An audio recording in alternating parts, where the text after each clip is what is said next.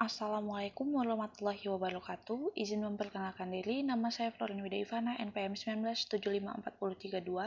Di sini saya akan mempresentasikan metode pembayaran ekspor mata kuliah perdagangan internasional.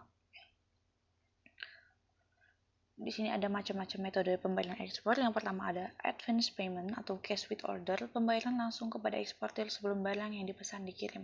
Yang kedua, letter of credit, jaminan yang diterbitkan oleh issuing bank atas perintah applicant atau buyer kepada eksportir agar importir melakukan pembayaran sejumlah tertentu. Yang ketiga, ada open account, barang dikirim terlebih dahulu oleh eksportir dan pembayaran dilakukan setelah importir menerima barang tersebut. Yang terakhir ada consignment atau konsinyasi, yaitu pengiriman barang kepada perantara importir yang akan menjual barang tersebut kepada final buyer. Kepemilikan barang tetap milik eksportir sampai barang tersebut terjual. Di sini kita akan membahas tentang aplikasi dan pembukaan LC. Yang kedua, dokumen utama dalam LC. Yang ketiga, pihak-pihak yang terlibat dalam LC. Yang pertama adalah letter of credit. Tujuan penggunaan LC adalah untuk memberikan jaminan atau keamanan bagi eksportir untuk mendapatkan pembayaran atas barang yang dijual. Sedangkan bagi importir, memberikan jaminan bahwa banknya atau issuing bank tidak akan melakukan pembayaran sebelum persyaratan yang ditentukan dalam LC dipenuhi. Di sini juga ada fungsi letter of credit. Yang pertama merupakan suatu perjanjian bank dalam menyelesaikan transaksi perdagangan internasional. Yang kedua memberikan pengamanan bagi pihak-pihak yang terlibat dalam transaksi yang diadakannya. Yang ketiga merupakan instrumen yang didasarkan hanya atas dokumen-dokumen dan bukan atas barang dagangan atau jasa.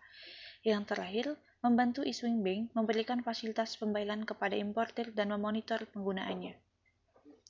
Yang ketiga, selanjutnya ada letter of credit LC yang dikirim dari opening bank kepada koresponden bank. Biasanya berbentuk yang pertama adalah surat atau mail LC, yang kedua telex atau cable LC, yang ketiga SWIFT atau the Society for Worldwide Interbank Financial Telecommunication. Selanjutnya ada keuntungan menggunakan letter of credit. Yang pertama, relatif paling aman bagi kedua belah pihak. Yang kedua, eksportir terjamin pembayarannya sepanjang persyaratan atau LC telah dipenuhi. Yang ketiga, penjamin atas pembayaran adalah bank atau issuing, bukan importir. Yang keempat, eksportir telah terhindar dari risiko kredit dari importir.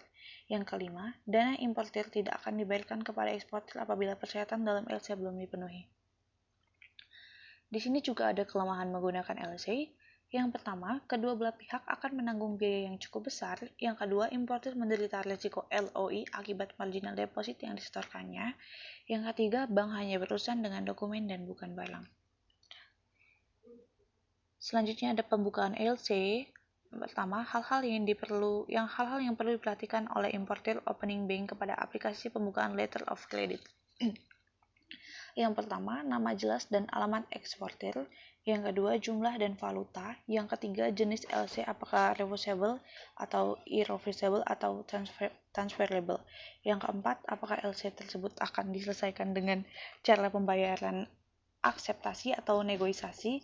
Yang kelima, atas siapa wesel atau draft akan ditarik dan bagaimana tenor draft tersebut. Yang keenam, uraian singkat dari barang-barang yang akan diimpor akan termasuk jumlah dan harga per unit jika ada. Yang ketujuh ada syarat-syarat penyerahan barang dalam kondisi FOB, SFR, SIV, dan sebagainya. Yang ke-8 perincian dokumen-dokumen yang diminta. Yang ke-9 nama pelabuhan pemuat dan pelabuhan tujuan.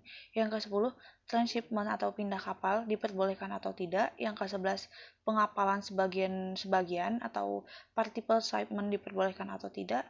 Yang ke-12 tanggal pengapalan terakhir atau late shipment. Yang ke-13 tanggal jatuh tempo LC atau expiry date. Yang ke-14 ada jangka waktu penyerahan atau presentasi dokumen.